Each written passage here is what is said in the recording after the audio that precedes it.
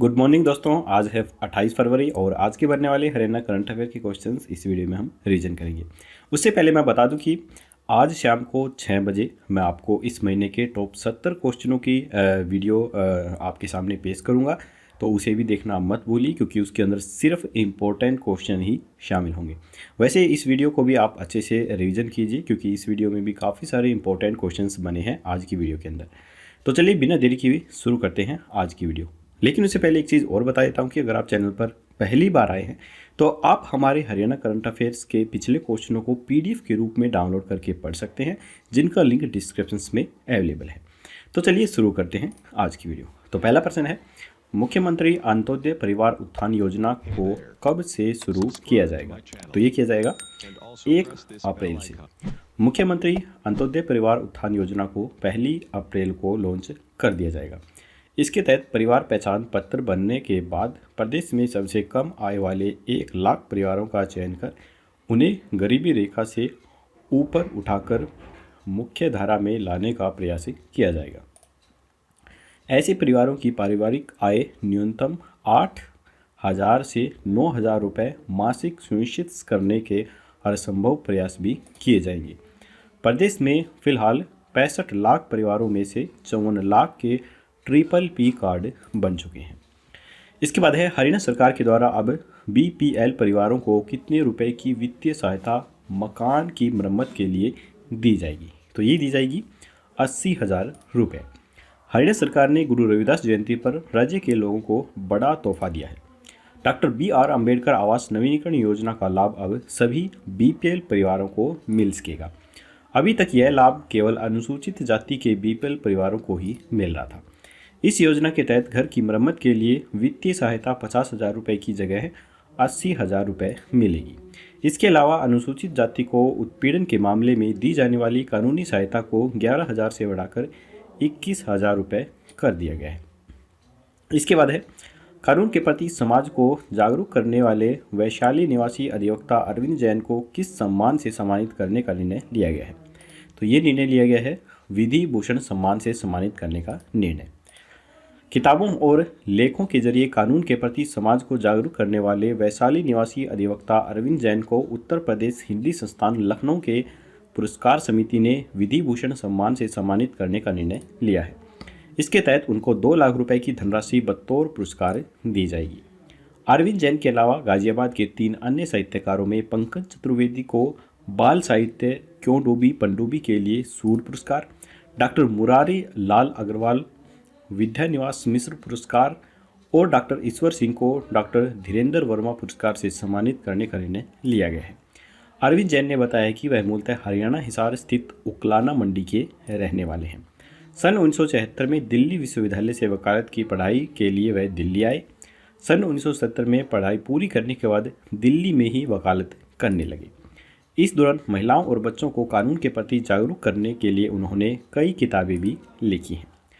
इनमें मुख्य तौर पर औरत होने की सज़ा, उत्तराधिकार बनाम पुत्राधिकार, बचपन से ही बलात्कार, न्याय क्षेत्र, अन्याय क्षेत्र, यौन हिंसा और न्याय की भाषा शामिल हैं।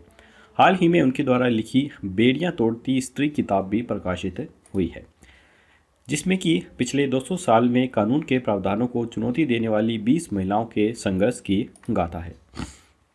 इसके बाद है, डॉक्टर मुरारी लाल अग्रवाल को किस पुरस्कार से सम्मानित किया जाएगा? तो ये किया जाएगा विद्या निवास मिश्र पुरस्कार से सम्मानित। क्रॉसिंग रिपब्लिक्स में रहने वाले 72 वर्षीय डॉक्टर मुरारी लाल अग्रवाल को विद्या निवास मिश्र पुरस्कार से सम्मानित करने का निर्णय लिया गया है। उनको बतौर पुरस्कार 40,000 रुपये की धनराशि प्रदान की जाएगी। वह मूल रूप से आगरा के रहने वाले हैं।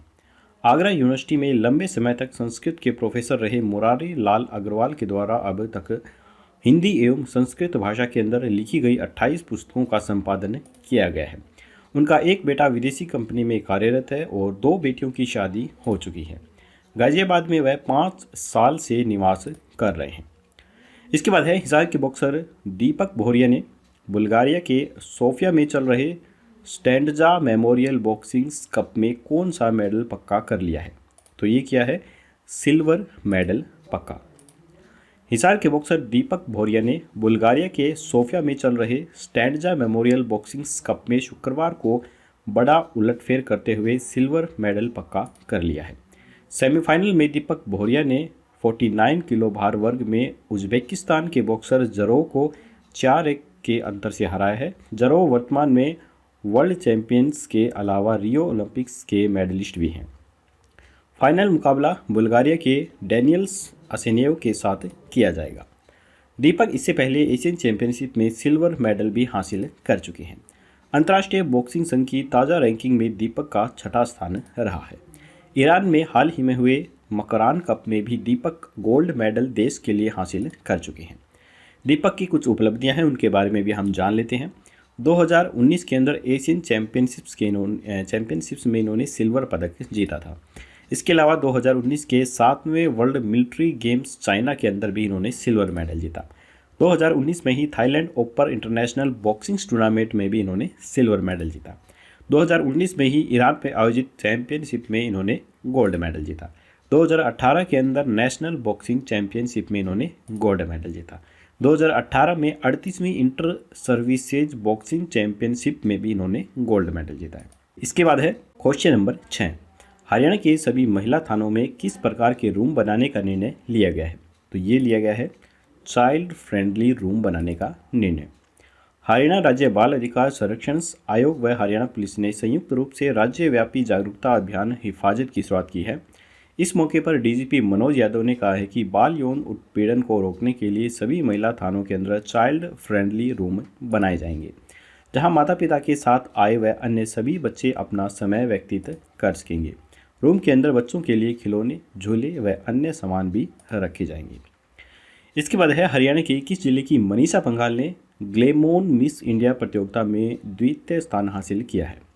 तो इसका उत्तर जानने से पहले अगर आपको वीडियो अच्छी लग रही है तो अभी के भी हमारी इस वीडियो को एक लाइक ज़रूर कीजिए।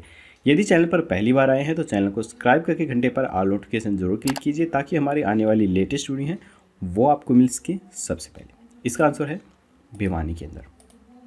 भिवानी की बेटी मनीषा पंघाल ने 23 फरवरी को जयपुर के अंदर 22 प्रतिभागियों को पछाड़ते हुए ग्लैमोन मिस इंडिया प्रतियोगिता के अंदर द्वितीय स्थान हासिल किया है।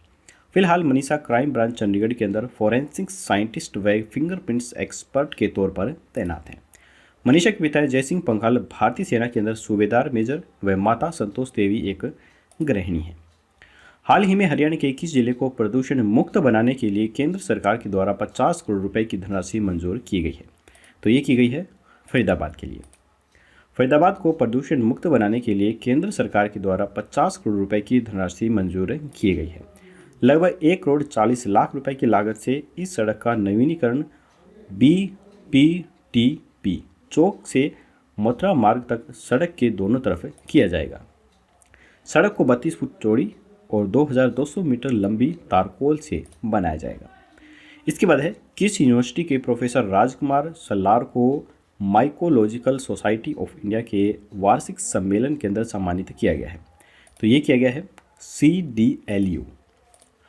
चौधरी देवीलाल विश्वविद्यालय सिरसा के बायोटेक्नोलॉजी विभाग के प्रोफेसर राजकुमार सलार, जो कि आपको फोटो के अंदर यहाँ दिख रहे हैं, माइक्रोलॉजिकल सोसाइटी ऑफ इंडिया के वार्षिक सम्मेलन के अंदर सम्मानित किया गया। बायोडायवर्सिटी विषय पर ऑनलाइन राष्ट्रीय संगोष्ठी के अंदर देश भर के वैज्ञानिकों व शिक्षाविदों ने इसके अंदर भाग भी लिया। इसका आयोजन पंजाबी विश्वविद्यालय पटियाला के बॉटनी विभाग तथा माइकोलॉजिकल सोसाइटी ऑफ इंडिया के संयुक्त तत्वावधान के अंदर किया गया। प्रोफेसर सलार का चयन वर्ष 2020 के माइकोलॉजिकल सोसाइटी ऑफ इंडिया चेन्नई के फेलो के रूप में किया गया था। कवक विज्ञान के क्षेत्र में उल्लेखनीय कार्य करने की वजह से उनका इस सोसाइटी के द्वारा फेलो के रूप में चयन किया गया था।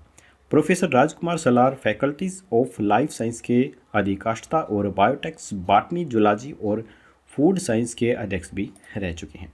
डॉक्टर सलार स्लोवाकिया से पोस्ट डॉक्टरल फेलोशिप्स भी प्राप्त कर चुके हैं।